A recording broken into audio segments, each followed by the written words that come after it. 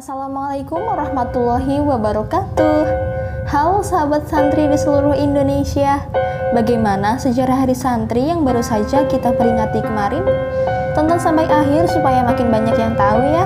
Dengan ditetapkannya Hari Santri Nasional pada Oktober 2015 oleh Presiden Republik Indonesia Joko Widodo, santri seluruh negeri patut berbangga hati sebab dirinya akhirnya diistimewakan oleh Negara Kesatuan Republik Indonesia setelah sekian lama tak mendapat perhatian serius. Lalu bagaimana sebenarnya sejarah Hari Santri itu?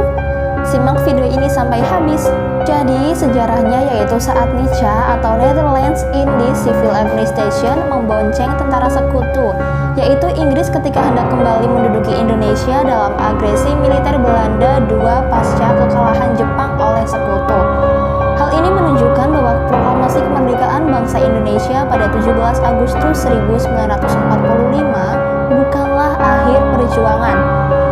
Justru perjuangan makin tidak mudah ketika bangsa Indonesia harus menegakkan kemerdekaan karena upaya kolonialisasi masih tetap ada. Ulama pesantren sudah menyiapkan jauh-jauh hari jika terjadi perang senjata saat Jepang menyerah kepada sekutu. Pendudukan Jepang atas Indonesia tergoyang ketika mereka kalah perang dengan tentara sekutu. Seketika itu pula mereka berusaha sekuat tenaga untuk mempertahankan kekuatan perangnya dengan melatih para pemuda Indonesia secara militer guna berperang melawan sekutu. Para pemuda dimaksud tidak lain dan tidak bukan ialah para santri, karena sudah mempunyai kesepakatan diplomatik dengan Kiai Haji Muhammad Hasyim Asy'ari sebagai Ketua Jawatan Agama atau Sumubud yang diwakilkan kepada anaknya Kiai Haji Abdul Wahid Hasyim. Nippon menyampaikan gagasannya itu kepada Kiai Hasyim. Setelah melalui berbagai pertimbangan, Kiai Hasyim menyetujui langkah Jepang tersebut dengan syarat para pemuda yang dilatih militer itu berdiri sendiri, tidak masuk dalam barisan Jepang. Itulah awal terbentuknya laskar yang diberi nama oleh Kiai Hasyim sebagai Laskar Hizbullah. Laskar Hizbullah ini dibentuk pada November 1943, beberapa minggu setelah pembentukan Tentara Peta atau Pembela Tanah Air. Meski kedua badan kelaskaran itu berdiri sendiri, tetapi secara teknik militer berada di satu tangan seorang perwira intelijen Nippon, Kapten Yanagawa. Sebagai seorang kiai, Hadratus Syekh Hasyim Asy'ari cukup mumpuni dalam strategi perang. Di saat sejumlah orang memandang bahwa keputusan Kiai Hasyim merupakan simbol ketundukan kepada Jepang karena menyetujui para santri dilatih militer oleh Jepang. Namun di balik semua itu, guru para kiai di tanah Jawa ingin mempersiapkan para pemuda secara militer melawan agresi penjajah ke depannya. Betul saja apa yang ada di dalam pikiran Kiai Hasyim. Jepang menyerah kepada sekutu. Namun Indonesia menghadapi agresi Belanda II. Di saat itulah para pemuda Indonesia melalui Laskar Hizbullah dan lain-lain sudah siap menghadapi perang dengan tentara sekutu dengan bekal gemblengan gratis oleh tentara Jepang. Ki Haji Saifuddin Zuhri dalam buku Berangkat dari Pesantren terbitan tahun 2013 mencatat, saat itu angkatan pertama latihan Hizbullah di daerah Cibarusa, dekat Cibinong, Bogor awal tahun 1944 diikuti oleh 150 pemuda. Mereka datang dari karesidenan di seluruh Jawa dan Madura yang masing-masing mengirim 5 orang pemuda. Pusat latihan Hizbullah di Cibarusa itu dikelola oleh markas tertinggi Hizbullah yang dipimpin oleh Zainul Arifin. Sebagai sebuah strategi perang, latihan ini perlu dilakukan oleh sebanyak-banyaknya pemuda. Namun disayangkan, latihan Hizbullah ini diselenggarakan secara minim sekali. Kondisi ini menjadi perhatian serius Kiai Haji Wahid Hasyim sebagai penanggung jawab politik dalam Laskar Hizbullah. Kiai Haji Wahid Hasyim berkata, "Kita dikejar waktu. Nippon sebenarnya mencurigai tujuan Hizbullah. Yang menyetujui Hizbullah kan cuma kita. Tetapi ayah dari Kiai Haji Abdul Rahman Wahid atau Gus Dur ini tidak mau ketinggalan kereta. Walau bagaimanapun, perjuangan kemerdekaan harus dipersiapkan. Baik kekuatan militernya, di samping kekuatan politiknya. Kekuatan politik yang dimaksud ialah politik kenegaraan yang berkepentingan memerdekakan Indonesia dari kungkungan penjajah.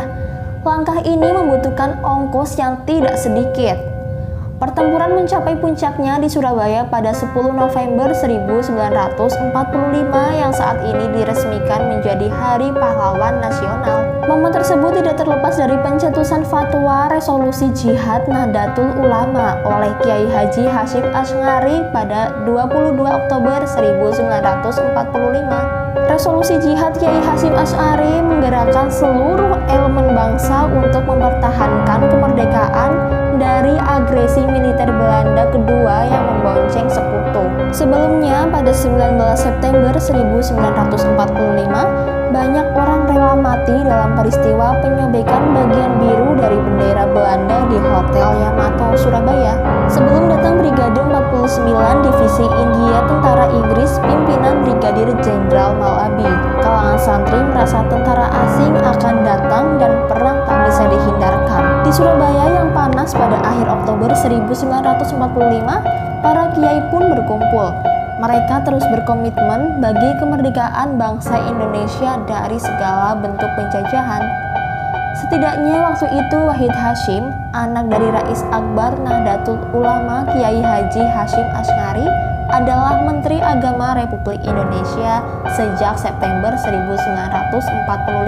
Ki Haji Hasyim Asy'ari sendiri merupakan salah satu ulama besar dari pesantren yang berpengaruh sejak zaman kolonial Belanda hingga pendudukan Jepang pada 1942. Martin van Buynesen dalam buku berjudul NU, Tradisi, Relasi-relasi Kuasa, Pencarian Wacana Baru terbitan 1994 mencatat, pada tanggal 21 dan 22 Oktober 1945, wakil-wakil cabang NU di seluruh Jawa dan Madura berkumpul di Surabaya dan menyatakan perjuangan kemerdekaan sebagai jihad atau perang suci.